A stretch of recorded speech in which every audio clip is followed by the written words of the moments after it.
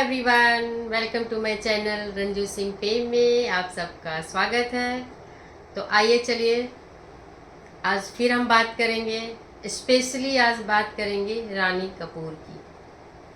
सारे मैटर को हटा के सबकी बातें नहीं करेंगे, आज करेंगे बात सिर्फ रानी कपूर की और संजय से रिलेटेड बस आज बात करेंगे, बाकी किसी की इतनी इम्पोर्टेंस नहीं है आज।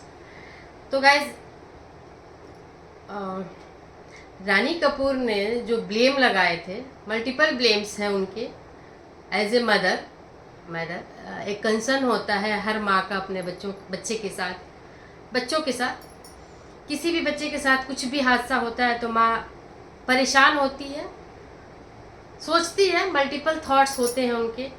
पूरी लाइफ की कमाई कह लीजिए, मेहनत कह लीजिए, प्यार कह लीजिए, एक पेड़ गिरता है एक माँ के दिल पे।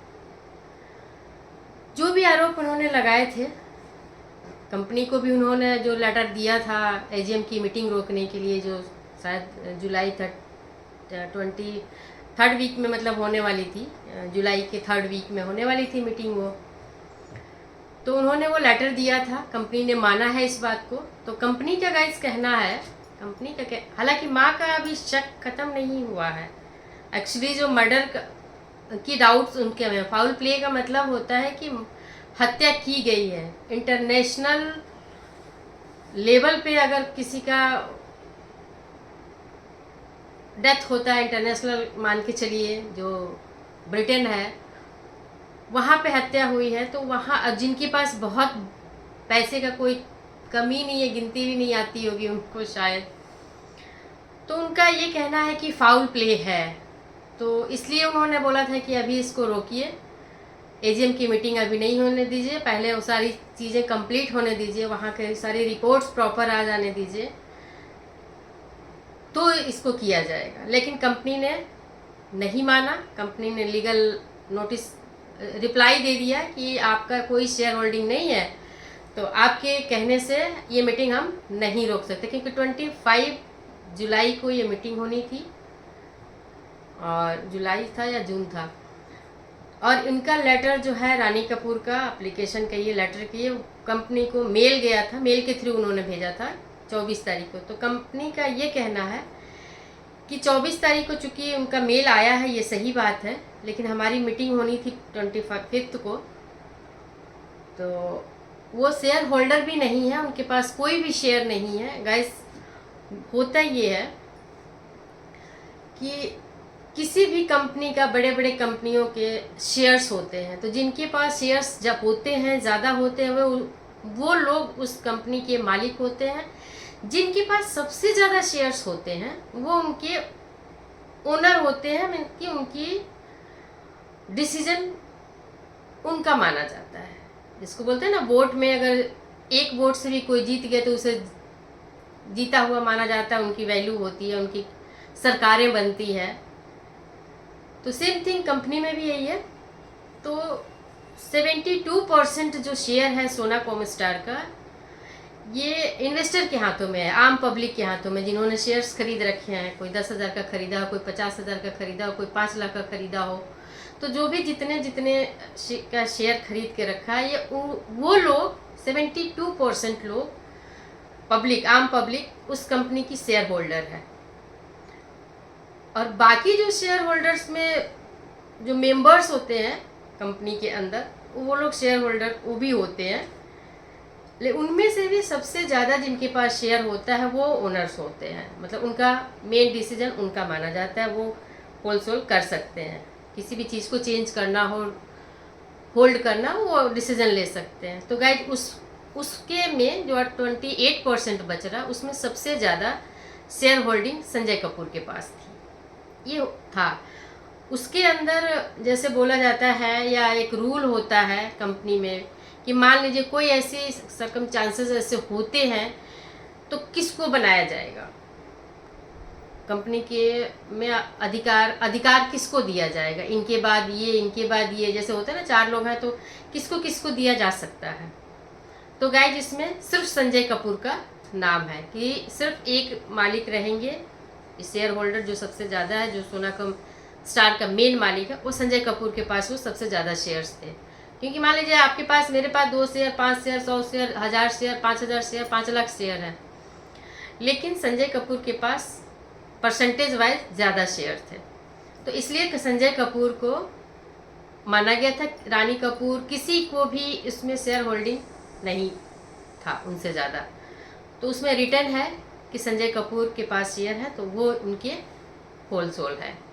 तो गाइज, अब जो शेयर संजय कपूर के हैं, तो जब शेयर होल्ड संजय कपूर के हैं, तो उनकी जो करेंट वाइफ है एज प्रेजेंट, तो ये शेयर तो उनको ट्रांसफ़र होगा। भले अभी नहीं हो रहा, जो भी चल रहा हो, लेकिन इन फ्यूचर तो होगा। तो आने वाले टाइम में वही होंगी होल सोल। ये तो साफ दिख रहा है, ये तो लॉ है, ये तो कानून है, इसमें तो किसी को ब्लेम नहीं कर सकते।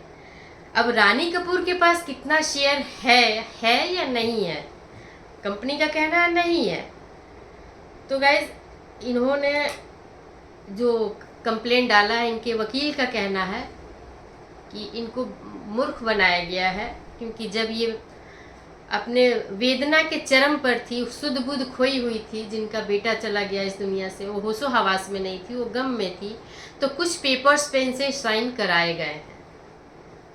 और रानी कपूर का भी कहना है कि मैंने साइन कर दिया, पूरा पेपर्स में जो भी रिटर्न उसमें लिखा हुआ था वो मैंने पढ़ा नहीं कि क्या था, मुझसे साइन करवा लिए गए जल्दीबाजी में। रानी कपूर के वकील का भी कहना है कि कुछ इसमें है फाउल प्ले, कुछ पेपर्स में कुछ है गड़बड़ी। तो ये हाई कोर्ट में मामला जाने को तैयार है गाइस, ये मामला हाई कोर्ट में जा सकता है। और ये जो मामला, पारिवारिक जो विवाद बढ़ रहा है, तो इसको सुलझाने के लिए एनसीएलटी होती है, एक जो पूरे नेशनल लेवल पे जितने भी इंडिया में कंपनीज हैं, उनके बीच कोई भी मतभेद और विवाद होता है तो एनसीएलटी में जाती है वो, वहाँ पे उसका फैसला होता है।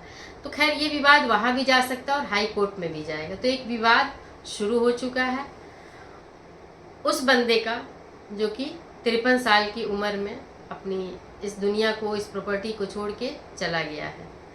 संजय कपूर ने तो नहीं सोचा होगा ना कि मुझे अभी वसीयत प्रॉपर इसकी बनानी है आगे के, क्योंकि अगर उम्र होती है गाइस, अगर 60-70 हो जाती है तो इंसान सोचता है कि हाँ जी अब मेरी उम्र हो गई है, मुझे अपना प्रॉपर वसीयत बना देना है, ये किस बेटे को रखना है, बेटी को रखना है, वाइफ को रखना है। तो गाइस, ऐसी इस टाइप की कोई भी वसीयत नहीं बनी है। जो संजय कपूर सीधे सीधे ट्रांसफ़र हो सकता है प्रिया सचदेवा को, क्योंकि शेयर होल्डिंग उनकी है तो उनकी वाइफ को जा सकती है, ऐसा चांसेस है। लेकिन अब देखिए, कानूनी जंग होती है तो प्रिया हाँ। और इन्होंने जो 53 साल की उम्र इनकी बताई जा रही है गाइस, ये तो बहुत कम उम्र है। अभी कम से कम इनके पास 15 साल थे, 10 से 15 साल थे इनके पास अभी कंपनी को और आगे ले जाने का, क्योंकि वो समय नहीं आया, बीच में ही अलग चीज़ें हो गई जो अनएक्सपेक्टेड थी। अब देखिए क्या होता है, क्योंकि जब भी कुछ ऐसे इंसिडेंट्स होते हैं, जो भी कंपनी का होलसेल बंदा जब इस दुनिया से जाता है, तो पीछे जो बैक में रहती है फैमिली, उनके बीच मतभेद होते हैं। जैसे अंबानी के यहाँ भी हुआ था गाइस, फिर एक और कोई थे होंडा के कि कौन था, उनके बीच भी हुआ था, फिर ये रेमंड्स वालों के बीच भी हुआ था। रेमंड्स के तो खैर उनके फादर के रहते रहते ही हो गया था। तो गाइस, ये सारी चीज़ें होती हैं, इनके यहाँ भी हुई है। उम्मीद थी कि नहीं होगी, जिस हिसाब से प्रिया सचदेव और करिश्मा कपूर का और फैमिली का जिस तरह से एक मिक्स एंड मैच और कॉम्बिनेशंस अच्छा दिख रहा था, तो लग नहीं रहा था कि ऐसा कुछ होगा। लेकिन गाइस, ये लग रहा है कि ये मामला कानूनी रूप लेगा और रानी कपूर ने हाई कोर्ट जाने का मन बना लिया है। उन्होंने अपने एडवोकेट को अपॉइंट कर लिया है, साथ में मंदिरा कपूर ने सपोर्ट किया है अपनी माँ का। तो ये असहाय भी है ना गाइज। देखिए, एक बेटा था तो हाँ, सोनाकॉम स्टार की वो मालिक था और ये मदर थी, तो वो सेफ थी। अब जब बेटा चला गया तो पूरी की पूरी कंपनी जा रही है उनकी आंखों के सामने, देखते देखते 13 दिनों में, तो किसी को भी दुख होगा, क्योंकि बड़े मुश्किल से इंसान कोई चीज़ को जोड़ता है और बनाता है, और बनाई हुई अपनी चीज़ को अपनी आंखों के सामने जब टूटता फूटता और बिखरता देखता है तो उसे बहुत कष्ट होता है। तो सेम थिंग रानी कपूर उसी फेज से गुजर रही हैं, जिसका लेटेस्ट न्यूज़ यही है कि वो हाई कोर्ट का दरवाज़ा खटखटाने वाली है, शायद चला गया है मैटर। तो गाइस देखते हैं आगे क्या होता है, इसमें किसको न्याय मिलता है। इसमें करिश्मा कपूर को के बच्चों को, करिश्मा कपूर को तो नहीं, उनके बच्चों को, प्रिया सचदेव के बच्चों को और रानी कपूर, इन तीनों के बीच में क्या फैसला होता है और कब होता है, ये वेट एंड वॉच रहेगा हमारा। बाय बाय गाइस, मिलते हैं नेक्स्ट ब्लॉग में।